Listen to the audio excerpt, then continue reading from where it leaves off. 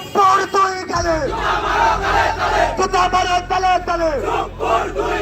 এই দালাল এখনো বঙ্গভবনে বসে বসে ষড়যন্ত্র করছে।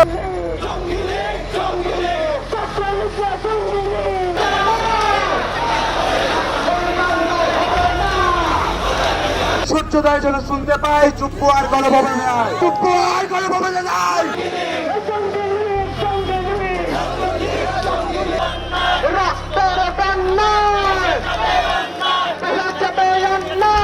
পদ ছাড়তে রাষ্ট্রপতিকে 24 ঘন্টার আলটিমেটাম। রাষ্ট্রপতি মোহাম্মদ শাহাবুদ্দিনের অপসারণ দাবিতে বঙ্গভবন ঘেরাও কর্মসূচি পালন করছে ছাত্র জনতা। কর্মসূচি থেকে আগামী 24 ঘন্টার মধ্যে রাষ্ট্রপতিকে পদত্যাগের আলটিমেটাম দেওয়া হয়েছে। মঙ্গলবার 22 অক্টোবর বিকেল 4:30টায় বঙ্গভবনের সামনে থেকে এই ঘোষণা দেওয়া হয়। আন্দোলনকারীরা বলেন, বর্তমান রাষ্ট্রপতি আওয়ামী লীগ ও শেখ হাসিনার দোসর। আমরা চাই না তিনি রাষ্ট্রপতি পদে থাকুন, তাই আমরা তাকে 24 ঘন্টার আলটিমেটাম দিয়েছি তিনি যেন রাষ্ট্রপতির পদ থেকে পদত্যাগ করেন। তিনি যদি 24 ঘন্টার মধ্যে পদত্যাগ না করেন তাহলে আমরা জানি তাকে কিভাবে পদ থেকে সরাতে হবে। 24 ঘন্টার আলটিমেটামে কাজ না হলে দুর্বার আন্দোলন গড়ে তুলব।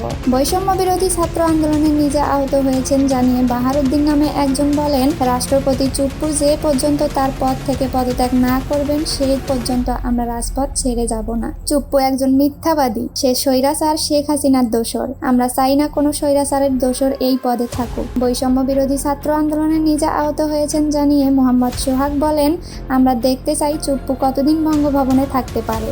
ছাত্র আন্দোলনের আহতরা পথে পথে আর দুর্নীতিবাজ ও স্বৈরাচারের দোসর রাষ্ট্রপতি চুপ্পু কেন বঙ্গভবনে আরামায়েশ করবে? এই রাষ্ট্রপতি ভারতের দালাল এবং শেখ হাসিনার দোসর। ইনকিলাবের মঞ্চ নামে ব্যানারে আরেকটি সংগঠনের অর্ধশত লোকজন বঙ্গভবনের সামনে হাজির হয়ে বলেন, আমরা চাই বর্তমান রাষ্ট্রপতি যেন দ্রুত পদত্যাগ করেন। বঙ্গভবন এলাকার সার্বিক নিরাপত্তা ব্যবস্থা সম্পর্কে জানতে চাইলে ডিএমপির যুগ্ম কমিশনার মোহাম্মদ ফারুক হোসেন ঢাকা পোস্টকে বলেন, বঙ্গভবন এলাকায় নিরাপত্তা জোরদার করার জন্য ডিএমপি থেকে নির্দেশনা দেওয়া হয়েছে। সে অনুযায়ী বিপুল সংখ্যক পুলিশ সদস্য মোতায়েন করা হয়েছে। সাদা পোশাকে গোয়েন্দা পুলিশ সদস্যরা কাজ করছেন। অপ্রীতিকর কিছু যাতে না ঘটে সেজন্য স্থানীয় থানা পুলিশের পাশাপাশি সেখানে সহযোগিতায় রয়েছেন সেনাবাহিনী ও র্যাবের সদস্যরা। ছাত্র জনতার তোপের মুখে গত 5 আগস্ট পালিয়ে যান ক্ষমতাচ্যুত প্রধানমন্ত্রী শেখ হাসিনা।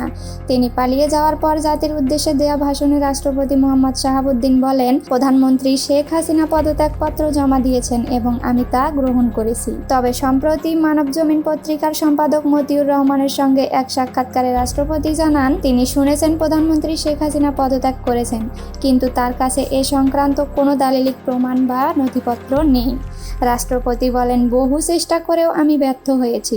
তিনি হয়তো সময় পাননি। এরপর নতুন করে বিক্ষুব্ধ হয়ে ওঠে সরকার পতনের নেতৃত্ব দানকারী বৈষম্য বিরোধী ছাত্র সমাজ।